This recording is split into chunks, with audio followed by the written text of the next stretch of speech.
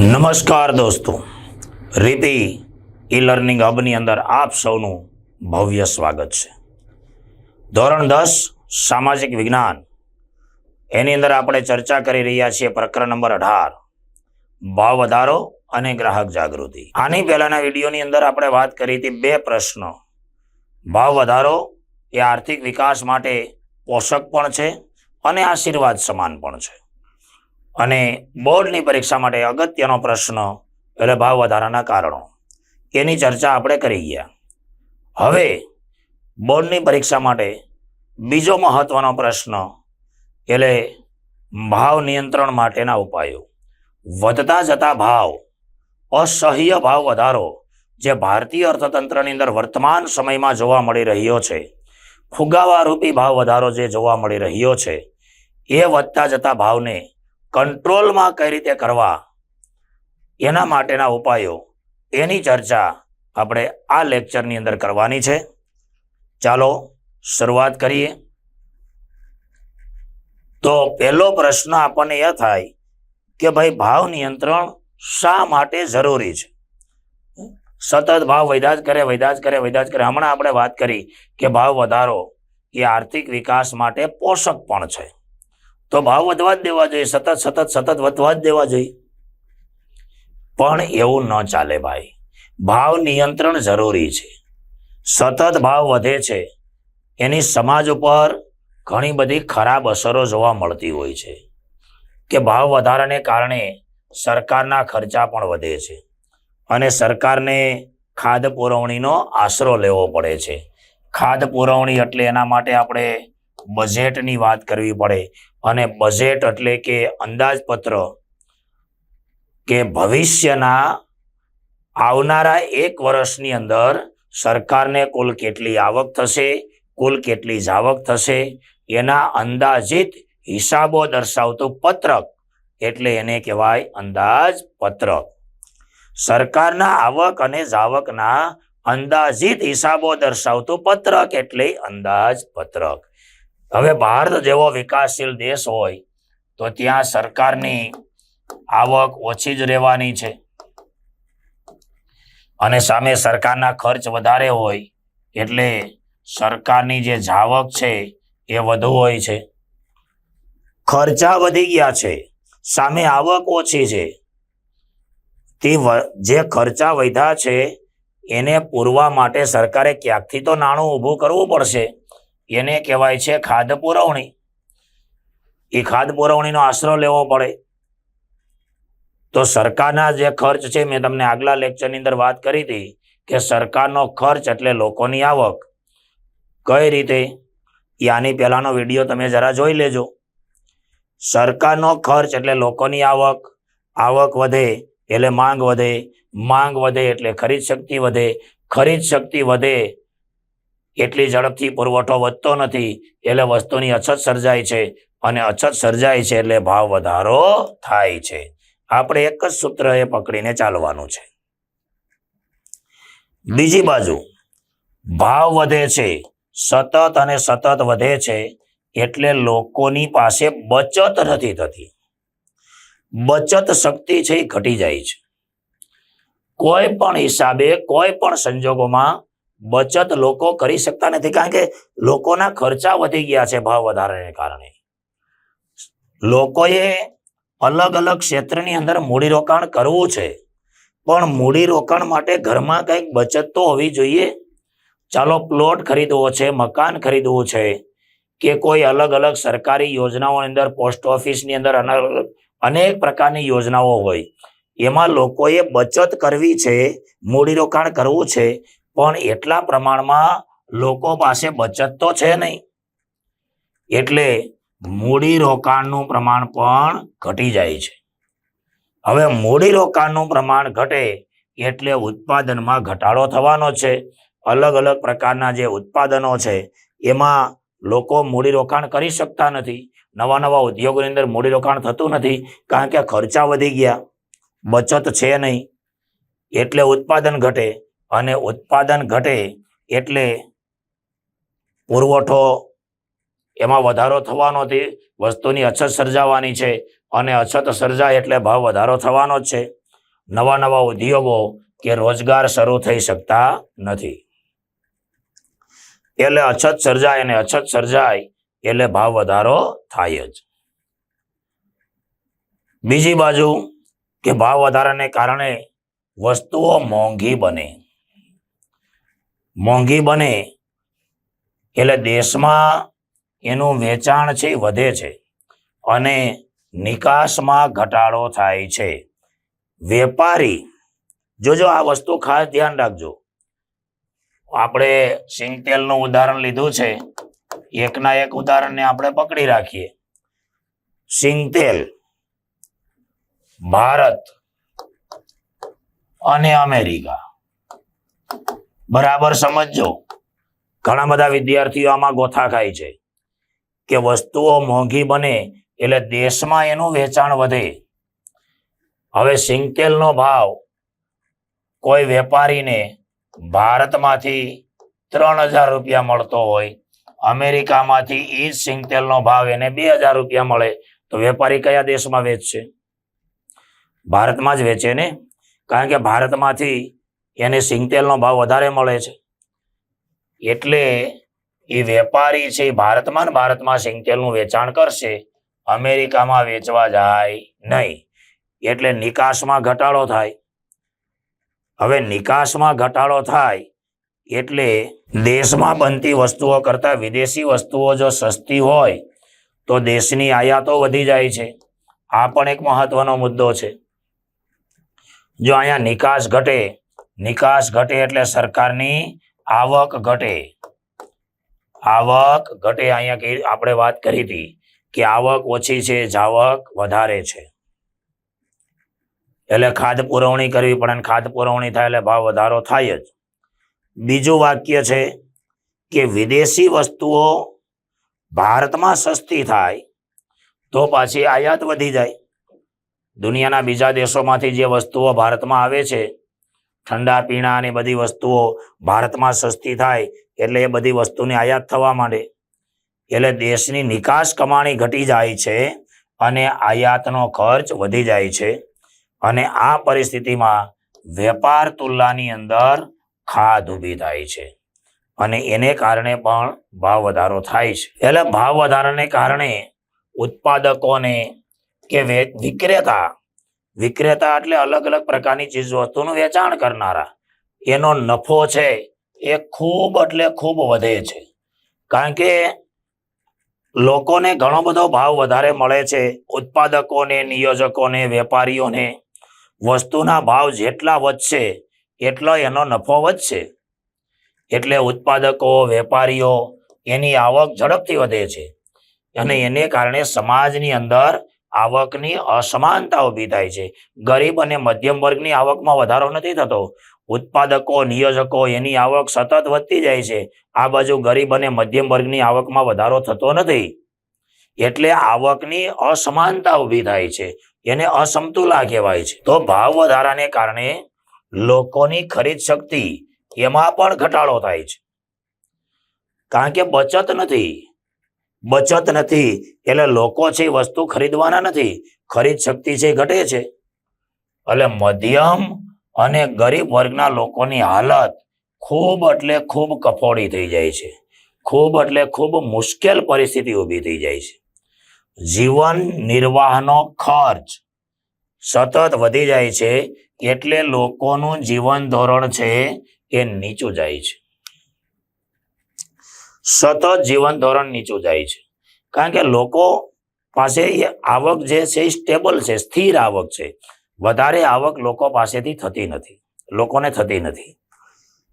ભાવ સતત વધતા જાય છે એટલે જીવન જીવવું દુષ્કર બનતું જાય છે, મુશ્કેલ બનતું જાય છે. અને વિદેશી મૂડીરોકાણ પણ ઘટી જાય છે એટલે આયાતી વસ્તુમાં વધારો થાય છે. વિદેશી ઊંડિયામણની તંગી સર્જાય છે. આ બધી ભાવ વધારાની અસરો છે. ભારતીય અર્થતંત્ર ઉપર ભાવ વધારાને કારણે આ બધી સમસ્યાઓ ઉત્પન્ન થાય છે. ગરીબ અને મધ્યમ વર્ગના લોકોનું જીવન હાલક ડોલક થઈ જાય છે, કથળે છે. લોકોના જીવનમાં નીતિમત્તા જેવું કંઈ રહેતું નથી. હમણાં જ મેં એક સમાચાર વાંચ્યા કે ભાઈ સુરતની અંદર બનેલી એક ઘટના કે ભાઈ કોઈ વ્યક્તિએ વૃદ્ધ મહિલાને લાલચ આપી કે ભાઈ આ સોનાનું બિસ્કિટ છે અને 17 લાખ જેવી એની કિંમત છે, મારે 11 લાખ રૂપિયામાં આપી દેવું છે. પેલા વૃદ્ધ મહિલાએ 11 લાખ રૂપિયા રોકડા આપી દીધા. ભલે વ્યક્તિ 11 લાખ રૂપિયા લઈને જતો રહ્યો, પણ એ જે સોનાનું બિસ્કિટ એને આપવામાં આવ્યું તો ડુપ્લિકેટ હતું, નકલી હતું, એની ઝીરો વેલ્યુએશન હતી. એના 11 લાખ રૂપિયા ગયા. આ લોકોનું જીવન ધોરણ નીચું ગયું કહેવાય. ચોરીનું પ્રમાણ વધી જાય છે, લૂંટફાટનું પ્રમાણ વધી જાય છે.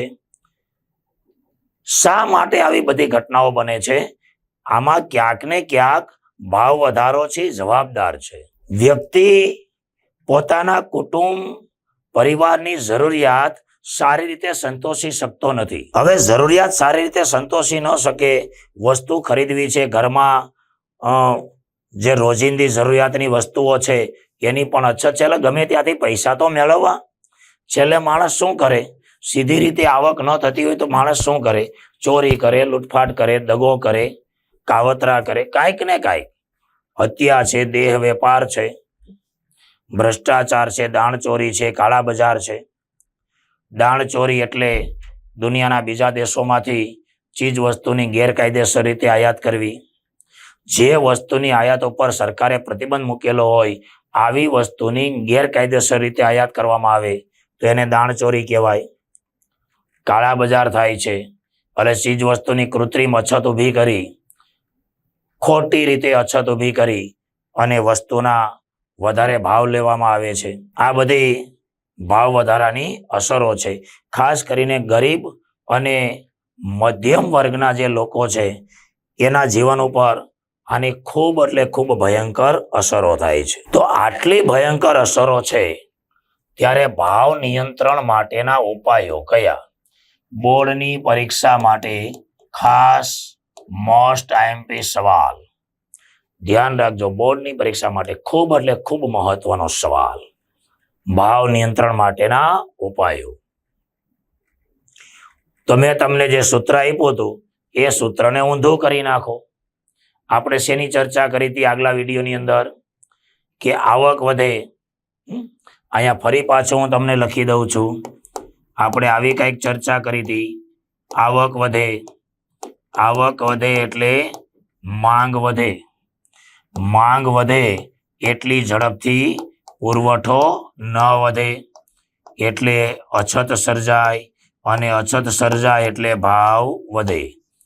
આ સૂત્ર છે એ ભાવ વધારાના કારણોમાં લાગુ પડે. હવે આને આપણે ઊંધું કરી નાખો, ભાવને નિયંત્રણમાં લેવાના છે તો આનું ઊંધું લખો.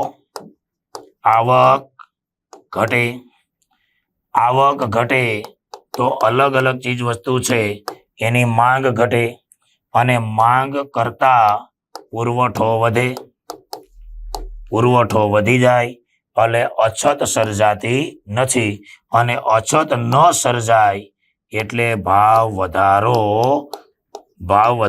ન થાય, ભાવ વધારો ન થાય. ઓકે, બસ આ સૂત્ર પ્રમાણે મુદ્દાઓ તમારે લખવાના છે. ચાલો, ભાવ નિયંત્રણ માટેના મુખ્ય ઉપાયો એમાં પહેલું છે નાણાકીય પગલાં. તો નાણાકીય પગલાંની અંદર આપણે વાત કરવાની છે રિઝર્વ બેંક ઓફ ઇન્ડિયા. એને ભારતની મધ્યસ્થ બેંક પણ કહેવાય અને એને આરબીઆઈ પણ કહેવાય, રિઝર્વ બેંક ઓફ ઇન્ડિયા. એ નાણાંનો પુરવઠો ઘટાડી દે, અર્થતંત્રમાંથી નાણું પાછું ખેંચી લે. યાદ કરો નોટબંધી. નોટબંધી પાસે રૂપિયા, લોકો પાસે જે પૈસા હતા એ બધા બેંકની અંદર જમા થઈ ગયા, છતે પૈસા વગરના થઈ ગયા. ઘરમાં કઈ રૂપિયા હતા જ નહીં. ડબરામાં ડબરિયુમાન જે કાંઈ હંતાળેલા હતા એ બધા રૂપિયા ડફો ડફ બહાર આવ્યા. બધા રૂપિયા બેંકમાં જમા કરાવો ને એના બદલામાં નવી નોટ.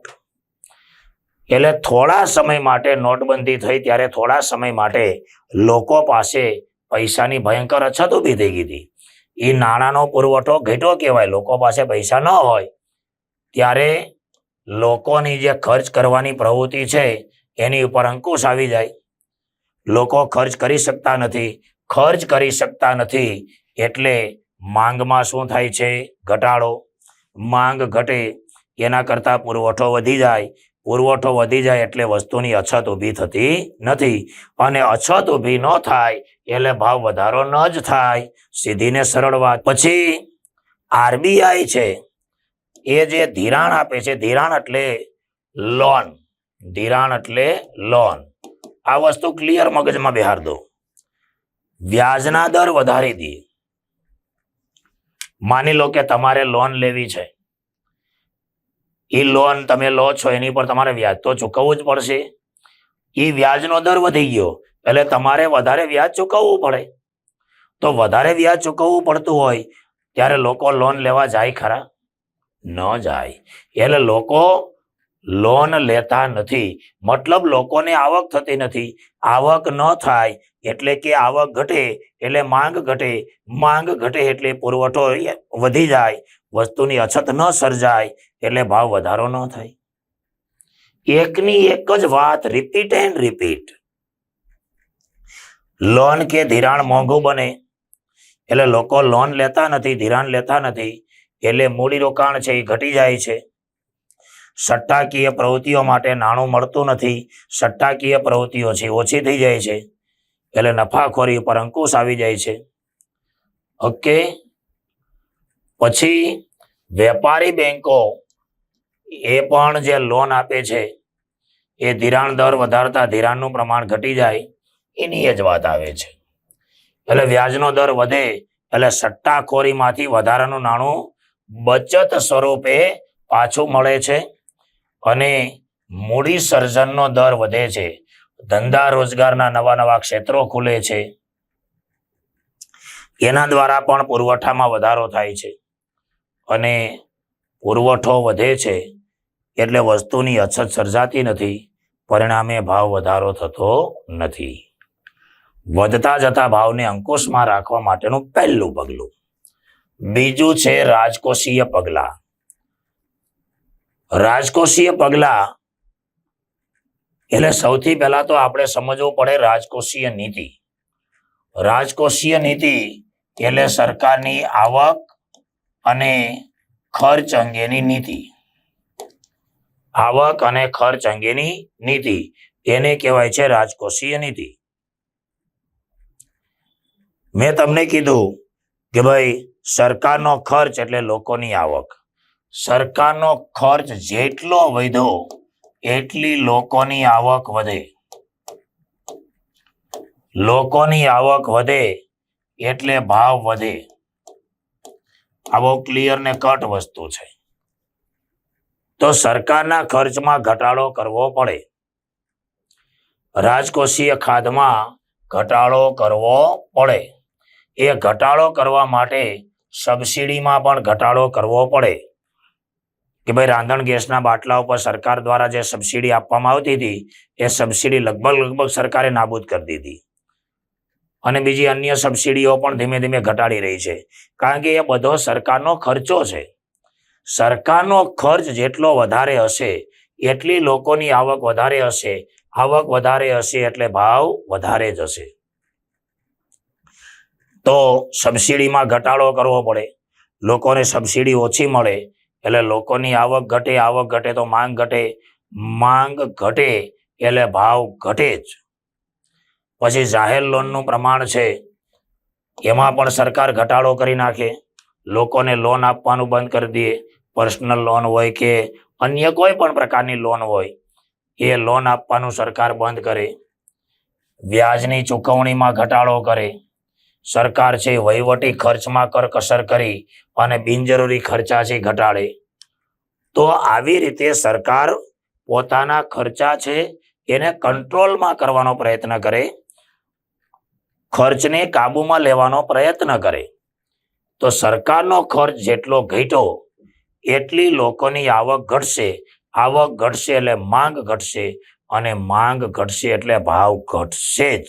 બીજી બાજુ સરકાર છે એ પોતાની આવક વધે એવા પ્રયત્નો પણ કરે. આવક વધારે હોય સરકારની તો ખાદ્ય પુરવણી નથી કરવી પડતી, અને ખાદ્ય પુરવણી ન કરવી પડે એટલે નવા નાણાંનું સર્જન ન થાય, એટલે નાણાંના પુરવઠામાં વધારો ન થાય તો લોકોની આવક ન વધે.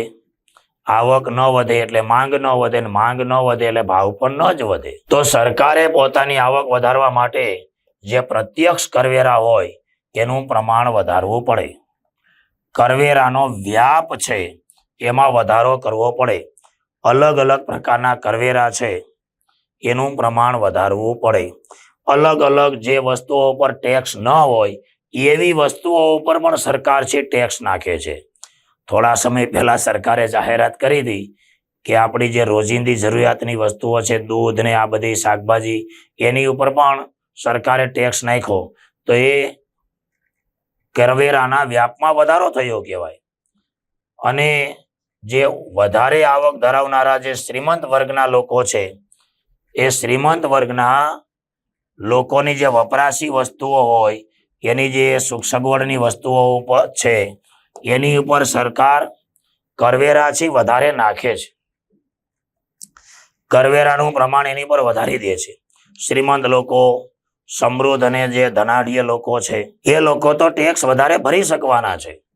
એટલે સમાજના જે સમૃદ્ધ લોકો છે એ જે ટીવી, ફ્રીજ, એસી, મોંઘી ગાડીઓ, એના સુખ સગવડના આનંદ પ્રમોદના જે અન્ય સાધનો છે એની ઉપર વધારેમાં વધારે કરવેરા નાખે છે. એટલે એ બધી વસ્તુઓ મોંઘી બને છે, એટલે એની ખરીદ શક્તિ ઘટે.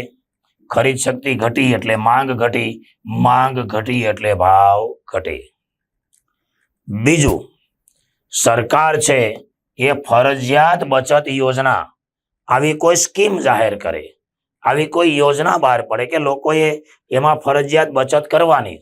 કે ભાઈ આરબીઆઈ એ નિયમ બનાવ્યો કે ભાઈ બચત ખાતું હોય, બેંકની અંદર આપણું બચત ખાતું હોય તો એમે 1000 રૂપિયા જમા રાખવાના જ, કે બીજું અન્ય કોઈ ખાતું હોય, સેવિંગ ખાતું હોય તો 1000 રૂપિયા જમા રાખવાના, બચત ખાતું હોય તો એમાં 10,000 રૂપિયા જમા રાખવાના, ફરજિયાત ખાતામાં રાખવાના, જે તમે વિડ્રોલ ના કરી શકો. તો આવી કોઈ ફરજિયાત બચત યોજના, આવી કોઈ સ્કીમ જાહેર કરી અને સમાજમાં જે કુલ ખર્ચ થાય છે એને મર્યાદિત કરવાનો પ્રયત્ન કરે કે ભાઈ બચત ખાતાની અંદર 15,000 ફરજિયાત જમા રાખવાના, તો એ 15,000 રૂપિયા તો લોકો વાપરશે નહીં. એટલો ખર્ચો તો લોકોનો ઓછો થશે, એટલી માંગ ઓછી થશે.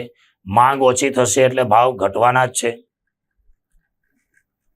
તો આવી કોઈ યોજનાઓ જાહેર કરવામાં આવે. પછી વધતા જતા ભાવને અંકુશમાં રાખવા માટે મૂડીરોકાણો પર પણ અંકુશ રાખવો પડે. કઈ રીતે, જરા વ્યવસ્થિત અને વિગતવાર સમજવાનો પ્રયત્ન કરીએ કે ભાઈ શ્રીમંત વર્ગની જે મોજ શોખની વસ્તુઓ છે એમાં મૂડીરોકાણ ઘટે, એના માટે સરકાર લાયસન્સ અથવા તો પરવાના પદ્ધતિ અમલમાં મૂકે અને કૃષિ અને ઉદ્યોગોના ઉત્પાદનો વધે એવા મૂડીરોકાણને ઉત્તેજન આપે છે. ખેતી ક્ષેત્રોમાં જે અલગ અલગ પ્રકારની અનાજ, કઠોળ, શાકભાજી, જે કાંઈ ચીજ વસ્તુનું ઉત્પાદન થાય છે એમાં ઉત્પાદન વધે એવો પ્રયત્ન સરકાર દ્વારા થાય છે. ઉત્પાદન વધશે, અનાજનું ઉત્પાદન વધશે એટલે એનો પુરવઠો વધશે, પુરવઠો વધશે એટલે એના ભાવ ઘટવાના જ છે. પછી મહત્વનો આ એક પેટા પ્રશ્ન 3 ગુણની અંદર, પેટા પ્રશ્નની અંદર આ વસ્તુ પૂછાય છે, ભાવ નિયમન અને માપબંધી. તો જે લોકો ગરીબી રેખા નીચે જીવન જીવે છે એવા લોકો કે જે પોતાના કુટુંબનું ભરણ પોષણ પણ કરી શકતા નથી, પોતાની જે રોજિંદી જરૂરિયાતની ચીજ વસ્તુઓ હોય એ ચીજ વસ્તુઓ પણ લોકો ખરીદી શકતા નથી, તો એવા લોકોને બીપીએલ પરિવાર કહેવાય.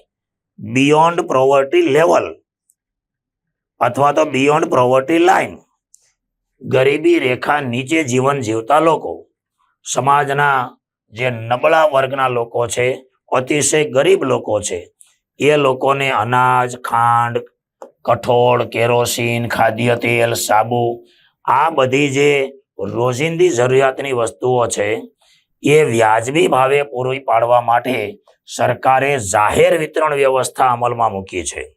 જાહેર વિતરણ વ્યવસ્થા એટલે સસ્તા અનાજની કે વ્યાજબી ભાવની દુકાનો. આ રીતની સસ્તા અનાજની કે વ્યાજબી ભાવની દુકાનો સરકારે શરૂ કરી છે. આપણે જ્યાં રહેતા હોય ત્યાં આજુબાજુના વિસ્તારમાં આવી વ્યાજબી ભાવની દુકાનો જોવા મળતી હશે કે જ્યાં રાશન કાર્ડની મદદથી લોકો અનાજ, ખાંડ, કઠોળ, કેરોસીન, ખાદ્ય તેલ એ બધું વસ્તુ ખરીદતા હોય છે. એટલે લોકોને સસ્તા અનાજની દુકાનોએથી આ બધી વસ્તુઓ મળતી હોય તો લોકોને બજારમાંથી મોંઘા ભાવની ઊંચી કિંમતની વસ્તુઓ ખરીદવી પડતી નથી. એટલે બજારમાંથી મોંઘા ભાવની વસ્તુઓ ખરીદવી પડતી નથી. એટલે ત્યાં પાછી માંગ ઘટી જાય. માંગ ઘટી જાય એટલે ભાવ ઘટી જાય. એટલે ઉત્પાદકો અને વેપારીઓ સંગ્રહખોરી કરી, કૃત્રિમ અછત ઊભી કરી કાળા બજાર કરી શકતા નથી. મન ફાવે એમ ભાવ વધારોનો લાભ લઈ શકતા નથી. કારણ કે લોકોને સસ્તા અનાજની દુકાનોએથી એ વસ્તુઓ સરળતાથી મળી રહેશે. એટલે જાહેર વિતરણ પ્રણાલી સરકારે શરૂ કરી, જેને કહેવાય છે સસ્તા અનાજની દુકાનો. એટલે ગરીબ અને મધ્યમ વર્ગના લોકો પોતાનું જીવન જીવી શકે એના માટે આ સસ્તા અનાજની દુકાનો છે એ આશીર્વાદ સમાન છે. પછી આવે ભાવ નિર્ધારણ તંત્ર. વધતા જતા ભાવને અંકુશમાં રાખવા માટે ભાવ નિર્ધારણ તંત્ર. તો કે ભાઈ સંગ્રહખોરી અટકાવવા માટે અને લોકોની જે રોજિંદી જરૂરિયાતની વસ્તુઓ છે એને વ્યાજબી લેવલ ઉપર એના ભાવ જળવાઈ રહે એના માટે અને સરકારોને એ વસ્તુ નાગરિકોને એ વસ્તુ સરળતાથી મળી રહે એના માટે સરકારે એ વ્યાજબી ભાવની દુકાનો શરૂ કરી છે. અને વેપારીઓને પણ જણાવે છે કે ભાઈ તમારે ગ્રાહકો પાસેથી વધારે ભાવ ન લેવા જોઈએ. એ ચીજ વસ્તુઓ વ્યાજબી ભાવે વેચવા માટે સરકાર છે એ વેપારીઓને જણાવે છે. ભાવ સપાટીને સ્થિર રાખવા માટે આવશ્યક ચીજ વસ્તુનો કાયદો સરકારે 1955માં અમલમાં મૂક્યો છે. 1955ના કાયદા પ્રમાણે કોઈ પણ વેપારી ગ્રાહકો પાસેથી વધારે ભાવ લઈ શકતા નથી.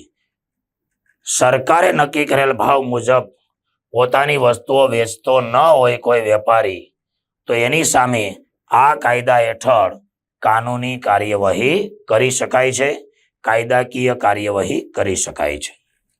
અને 1955ના કાયદા પ્રમાણે જ વેપારીએ સ્ટોક પત્રક પણ રાખવા પડે છે અને ભાવ પત્રક પણ રાખવા પડે છે કે ભાઈ પોતાની દુકાનની અંદર કઈ વસ્તુનો ભાવ કેટલો છે એનું એક ભાવ પત્રક ગ્રાહકને દેખાય એવી રીતે એ ભાવ પત્રક એ વેપારીએ રાખવું પડે છે. પોતાની દુકાનની અંદર કઈ વસ્તુનો સ્ટોક કેટલો છે એનો હિસાબ પણ એ વેપારીએ રાખવો પડે છે. રોકડ ખરીદી કેટલી, ઉધાર ખરીદી કેટલી, રોકડ વેચાણ કેટલું, ઉધાર વેચાણ કેટલું, આ બધું એનો નિયમન, એના પત્રકો એ વેપારીએ રાખવા પડે છે 1955ના કાયદા પ્રમાણે. એટલે આ કાયદા પ્રમાણે સંગ્રહખોરી અટકે છે. અને બીજી વસ્તુ કે સરકારે ખૂબ મહત્વનો કાયદો પસાર કર્યો છે પાસા, prevention of anti social activities act. Anti social એટલે અસામાજિક, એક્ટ એટલે કાયદો. તો સમાજમાં જે અસામાજિક પ્રવૃત્તિઓ ચાલતી હોય કે ભાઈ સંગ્રહખોરી છે, સટ્ટાખોરી છે, નફાખોરી છે, કાળા બજાર છે, આ બધી અસામાજિક પ્રવૃત્તિઓ છે. અને એ અસામાજિક પ્રવૃત્તિઓ અટકે એના માટે પાસા નામનો કાયદો કર્યો છે. અને આ કાયદા હેઠળ પણ વેપારીઓની ધરપકડ થાય છે. તો આવી રીતે પણ વેપારી ગ્રાહક પાસેથી વધારે ભાવ લઈ શકતા નથી. વેપારીએ પણ કાયદાનો ડર રાખવો પડે છે. એટલે વધતા જતા ભાવને આવી રીતે પણ અંકુશમાં રાખવામાં આવે છે. એટલે આવી રીતે કડક કાયદાકીય જોગવાઈઓ કરી અને કોઈ પણ વેપારી આ કાયદાનું પાલન ન કરતો હોય, એ કાયદાનું ઉલ્લંઘન કરતો હોય તો એના માટે કડક શિક્ષાત્મક પગલાં પણ ભરવામાં આવે છે. બીજી બાજુ સરકારે ડુંગળી, ચોખા, કપાસ, સિમેન્ટ, ખાદ્ય તેલ, પેટ્રોલ, ડીઝલ, રાંધણ ગેસ, કેરોસીન, ખાંડ, એલ્યુમિનિયમ, લોખંડ પોલાદ, રેલવે નૂર એટલે રેલવે દ્વારા જે માલ સામાનની હેરફેર કરવામાં આવે ને એના બદલામાં જે રેલવે ભાડું વસૂલ કરે એને રેલવે નૂર કહેવાય. એટલે રેલવે દ્વારા વસૂલ કરવામાં આવતું ભાડું તો એ પણ સરકાર દ્વારા નક્કી થાય છે. જીવન રક્ષક દવાઓ તો એના ભાવ પણ સરકાર નક્કી કરે છે. તમે સામાન્ય મેડિકલ સ્ટોરમાંથી કોઈ પણ દવા લ્યો અને એ જ પ્રકારની દવા પ્રધાનમંત્રીના પેલા જે મેડિકલ સ્ટોર છે ત્યાંથી લ્યો, ઘણો બધો ભાવ ડિફરન્ટ પડે છે. એટલે વધતા જતા ભાવને અંકુશમાં રાખવા માટે સરકાર દ્વારા પણ પ્રયત્ન થાય છે. હવે ભાવ નિયંત્રણમાં જાહેર વિતરણ પ્રણાલીની ભૂમિકા. જાહેર વિતરણ પ્રણાલી એટલે સસ્તા અનાજની દુકાનો. પેટા પ્રશ્ન તરીકે 3 ગુણની અંદર આ પૂછાય છે. જાહેર વિતરણ પ્રણાલી 1977 થી હેતુલક્ષી પ્રશ્ન માટે ખાસ ધ્યાન રાખજો. 1977 થી આ જાહેર વિતરણ પ્રણાલી એટલે કે સસ્તા અનાજની દુકાનો છે એ અસ્તિત્વમાં આવી કે જે લોકો ગરીબી રેખા નીચે જીવન જીવે છે અથવા તો જે મધ્યમ વર્ગના લોકો છે જેની પાસે પોતાનું ઘરનું મકાન નથી, તો એવા લોકો સસ્તા અનાજની દુકાનોએથી રાશન કાર્ડની મદદથી અનાજ ખરીદી શકે છે. એ અંત્યોદય પરિવાર કહેવાય છે. ગરીબી રેખા નીચે જીવન જીવતા કુટુંબી અલગ છે અને અંત્યોદય પરિવાર પણ અલગ છે. અંત્યોદય પરિવાર એટલે એવા લોકો કે જેની પાસે પોતાની કોઈ પ્રોપર્ટી નથી, મિલકત નથી, મધ્યમ વર્ગની અંદર છે, ઘરનું મકાન નથી, એ અંત્યોદય પરિવાર છે. અને ગરીબ વર્ગ એટલે ગરીબી રેખા નીચે જીવન જીવતા લોકો. તો એવા લોકોને અનાજ, ખાંડ, કઠોળ, કેરોસીન, ખાદ્ય તેલ અને સાબુ આવી અલગ અલગ વસ્તુઓ સસ્તા નાની દુકાનોએથી મળે છે. નિશ્ચિત જથ્થાની અંદર રાહત દરે પૂરી પાડવામાં આવે છે. તો ખુલ્લા બજારની જે દુકાનો હોય એના કરતા સસ્તા નાની દુકાનોની અંદર એ વસ્તુના ભાવ ઘણા બધા ઓછા હોય છે. સસ્તા નાની દુકાનોમાં ભાવ ખૂબ ઓછા હોય છે. એટલે ગરીબ અને મધ્યમ વર્ગના લોકોને બજારમાંથી મોંઘા ભાવની વસ્તુ ખરીદવી પડતી નથી. દાખલા તરીકે હું તમને ઉદાહરણ આપું કે ભાઈ ચોખા બજારમાંથી લેવા જાઓ એટલે 25-30 રૂપિયાના કિલો મળતા હોય અને સસ્તા નાની દુકાને લેવા જાઓ તો 3 રૂપિયાના કિલો મળતા હોય. આટલો બધો ભાવ ડિફરન્ટ હોય છે. એટલે ગરીબ અને મધ્યમ વર્ગના લોકોએ વધારે ભાવ ચૂકવવા પડતા નથી. એટલે કિંમતની અંદર જે તફાવત હોય એ સબસિડી સ્વરૂપે સરકાર ચૂકવે છે. તો ભાવ વધારાની સ્થિતિમાં ગરીબ લોકોના જીવન ઉપર એની અસર ન થાય, ગરીબ લોકોનું જીવન ધોરણ ટકી રહે અને ગરીબ લોકોનું જીવન ધોરણ પણ ઊંચું આવે એના માટે આ જાહેર વિતરણ પ્રણાલી છે એ આશીર્વાદરૂપ છે. લોકોએ બજારમાંથી ઊંચી કિંમતની વસ્તુઓ ખરીદવી પડતી નથી. એટલે ઉત્પાદકો અને વેપારીઓ સંગ્રહખોરી દ્વારા ચીજ વસ્તુની કૃત્રિમ અછત ઊભી કરી કાળા બજાર કરી મન ફાવે એમ ભાવ વધારો કરે છે. તો એની ઉપર જાહેર વિતરણ વ્યવસ્થા દ્વારા અંકુશ આવે છે.